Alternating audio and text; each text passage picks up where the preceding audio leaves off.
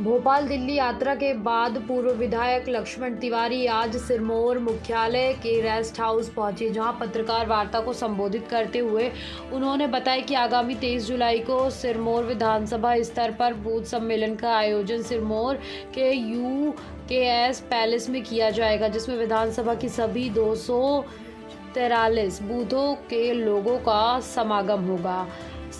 माफ कीजिएगा। आगे श्री तिवारी ने बताया कि उस दिन लक्ष्मण कैबिनेट और सेक्टर प्रभारियों को जिम्मेदारी भी सौंपी जाएगी, जो दल विंध्य प्रदेश के निर्माण में सहयोग करेगा एवं एरा प्रथा समाप्त के साथ गोबर खरीदी एवं गोबर प्लांट लगाने की बात अपने पार्टी के एजेंडे में शामिल करने की बात करेंगे। ऐसे ही दल में सदस्य लेकर उन्हीं के चुनाव चिन्ह पर चुनाव मैदान में उतरेंगे। वार्ता को संबोधित करते हुए पूर्व विधायक लक्ष्मण तिवारी ने कहा कि हमारी मांग को एक दल जो कि उत्तर प्रदेश की राजनीति में सक्रिय है, लोग उस दल को भलीभांति जानते हैं, उस दल से चुनाव लड़ने की सहमति बन गई है। अगले हफ्ते में घोषणा भी कर दी जाएगी। इसके अलावा सिरमौर विधानसभा क्षेत्र में व्याप्त कानून व्यवस्था को लेकर पत्रकार वार्ता में श्री तिवारी ने अपनी बात रखी। उन्होंने कहा कि कानून व्यवस्था आज विधानसभा क्षेत्र सिरमौर में पूरी तरह से ध्वस्त हो चुकी है। विधायक का कानून व्यवस्था पर कोई नियंत्रण नहीं है।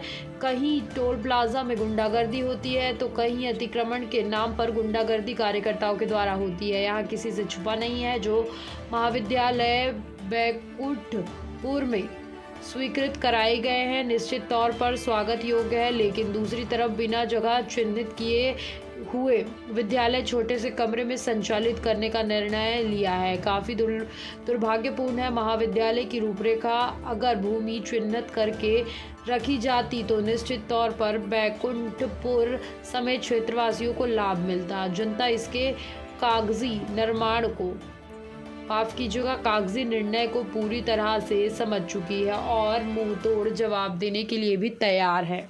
हिसाब किताब ही नहीं है। यहाँ के स्थानीय विधायक के हाथ से सब कुछ छूट गया है। यहाँ तो केवल वोट है। अब वोट के चलते सबसे ज़्यादा आपराधिक घटनाएं हो रही हैं। केवटी के कूड़ा में घटनाएं हो रही हैं। केवटी वाला जो ये मार्ग बना है उखड़ गया, अभी बरसात ठीक से हुई नहीं। इस पहाड़ी के नीचे चले जाइए तो पटेरा से और बरौला की तरफ जाने लायक रोड ही नहीं है। विकास की बर्री हो रही है। एक जरूर विकास का बात हुई है, मैं उसका स्वागत करता हूँ। महाविद्यालय जाने का काम हुआ, पर महाविद्यालय अफरा तफरी में, जल्दीबाजी में या बोर्ड के चक्कर में ये महाविद्यालय की घोषणा तो हो गई और एक कमरे में महाविद्यालय चलता है। महाविद्यालय की न तो कोई चिन्हित जमीन हुई, न कोई चिन्हित रकबा हुआ, ना कोई चिन्हित स्टाफ हुआ, ना कोई चिन्हित अलग तरह से जो बिल्डिंग बनाने का कोई अलग से वित्त हुआ। केवल घोषणा हो गई कि ये वोट आ रहा 4 महीने में, इसका लाभांश मिल जाए। मैं इसका स्वागत के साथ इस बात का विरोध करता हूँ कि आप वोट की राजनीति जो कर रहे हैं इसको जनता समझ चुकी है, जान चुकी है। अब बदमाशी अब चलने वाली नहीं है। इस कारण से यहाँ स्थानीय मामला भी है। मेरा उद्देश्य शुरू से, आप पूछेंगे कि आखिर आप अभी तक किसी दल में नहीं गए, तो मैं कहना चाहता हूँ बिना किसी सवाल के ही कि दल हमारा निश्चित हो चुका है।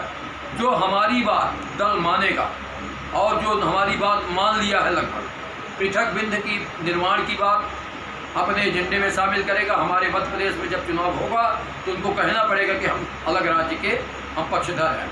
हेरा प्रथा के समापन के लिए हम पक्षधर हैं।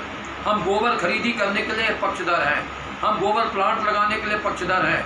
किसानों को आय दुगनी करने के लिए पक्षधर हैं। कागज में नहीं, हम विधानसभा की बात कर रहे हैं, हम इलाके की बात कर रहे हैं। और बड़े ही सहज ढंग से कह रहा हूँ कि ये बातें हमारा एक उत्तर प्रदेश से सटा दल हमारी इस बात को माना है, परंतु मैं आज इसकी घोषणा इसलिए नहीं करूँगा कि हम शुभ मुहूर्त देखकर, हम ब्राह्मण हैं, हमारे साथ सभी वर्ग जात के लोग इस समय कार्यरत हैं। हमारे इस 2.5 साल के मिशन में ऐसा कोई वर्ग नहीं है, हिंदू मुसलमान से लेकर, कि जो लोग हमारे इस कार्यक्रमों को पसंद नहीं किए हों। इसलिए हम भविष्य में 1 हफ्ता के अंदर दल की घोषणा करें। परंतु 23 जनवरी को हम बूथ लेवल के तमाम उन कार्यकर्ताओं का समागम करने जा रहे हैं, जिसमें ये पता लगेगा कि हमारे कौन कौन से लोग कहाँ कहाँ से आएंगे, बिना दबाव, बिना भय, बिना लालच के। इसी के लिए आज हमने धन्यवाद। हाँ, क्योंकि बार-बार सब ठीक हो गया। नहीं, ठीक बता। ये